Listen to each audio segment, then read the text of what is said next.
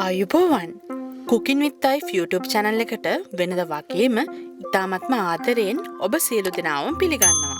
අපි හැමදාම කඩෙන් කොත්තු කනවනේ. ඉතාමත්ම රසට කෘතිම රසකාරක නැතුව ගෙදරදීම චිකන් කොත්තු එකක් හදාගන්න විදිහ තමයි මම අද ඔයාලට කියලා දෙන්නේ. මේ විදිහට කොත්තුවක් හැදුවොත් ඔයාලා ආයේ කඩෙන් නම් කොත්තු කන එකක් නැහැ.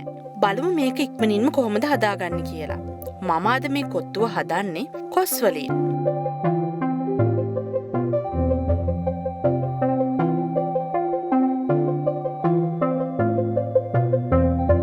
මේකට අපට අවශ්‍ය වෙනවා බාගෙට තම්බාගත්තු කොස්. මුලින්ම කොස් ටික සිහින්ම කපාගෙන වතුර එකක් ලිපේ තියාගන්න. වතුර එකට හොඳින් උතුරවාගෙන එද්දි ලුණු කහ එකතු කරගෙන සිහින්ම කපාගත් කොස් ටික වතුර එකට එකතු කරලා හරියටම විනාඩි 3කින් වතුර ටික පෙරලා ඉවත් කරගන්න. එහෙම වතුර ඉවත් කරගත්තු කොස් ටිකක් තමයි මේ ඔයාලට පේන්න තියෙන්නේ. මේ කොස් එක ගොඩාක් තැඹිලා නැහැ. සිහින්ම කපාගත්තු චිකන් ටික ලුණු ගම්මිරිස් කහ එකතු කරලා හොඳින් කලවම් කරගෙන පැත්තකින් තියාගන්න.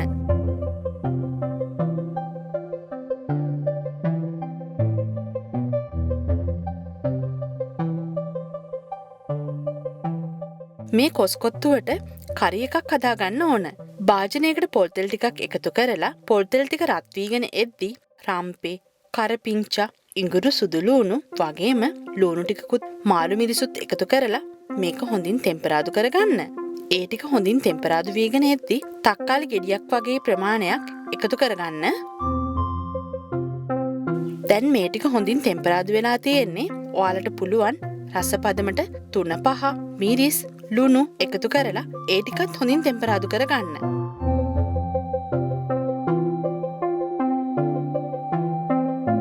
ඔක්කොම හොඳින් ටෙම්පරාදු වීගෙන එද්දි වතුර කෝප්පයක් වගේ ප්‍රමාණයක් එකතු කරලා හොඳින් කලවම් කරගන්න.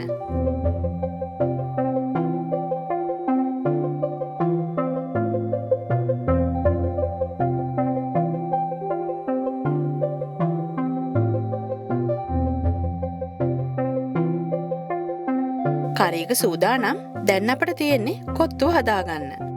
භාජනයකට පොල් තෙල් ටිකක් එකතු කරලා අපි කලින් සකස් කරගත්තු චිකන් ටික එකතු කරගන්නවා.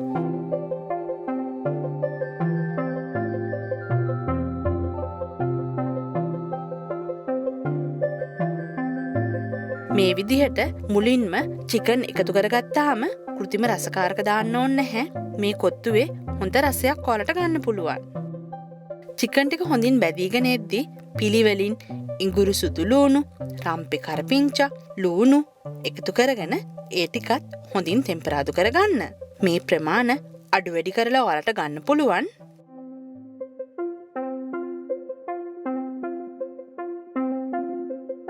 බිත්තර 3කුත් මම එකතු කරගන්නවා.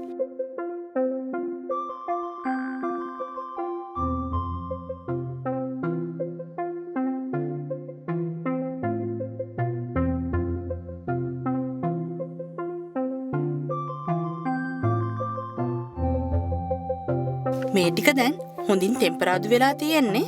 පිළිවෙලින් මාළු මිරිස්, සිහින්ව කපාගත්තු ගෝවා, කැරට් එකතු කරගෙන හොඳින් ටෙම්පරාදු කරගන්නවා.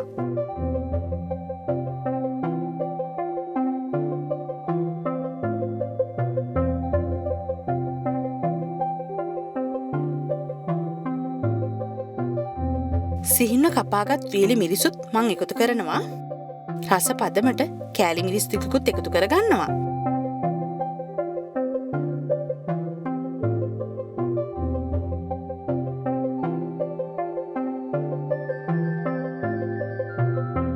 දැන් අපිට තියෙන්නේ කලින් තම්බාගත්තු කොස් ටික එකතු කරන්න. කොසුත් එකතු කරලා අපි කලින් සකස් කරගත්තු කරි එකත් දැන් එකතු කරන්න වෙලාව හරි. දැන් මේ ඔක්කොම හොඳින් කලවම් කරගන්න ඕන.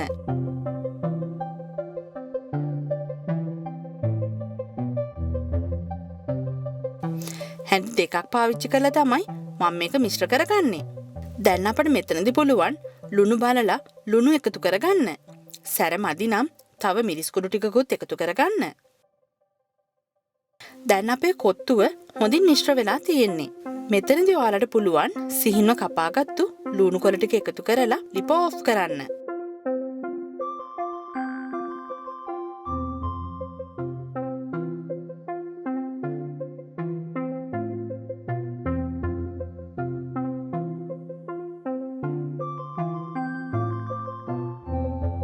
බලන්න කඩෙන් කන කොත්තුව වගේම පෙනුමක් මේ කොත්තුවෙත් තියෙනවා. කඩෙන් කන කොත්තුවට වඩා මේ කොස් කොත්තුව ගොඩාක් රසයි.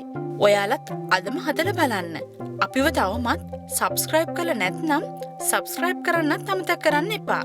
අපිත් එක්ක එකතු වුණාට බොහොමත්ම ස්තුතියි. තවත් මෙවැනිම රසවත් කෑමක්කින් අපි ඔබව හමු වෙන්නම්. ඔබට සුබ දවසක්.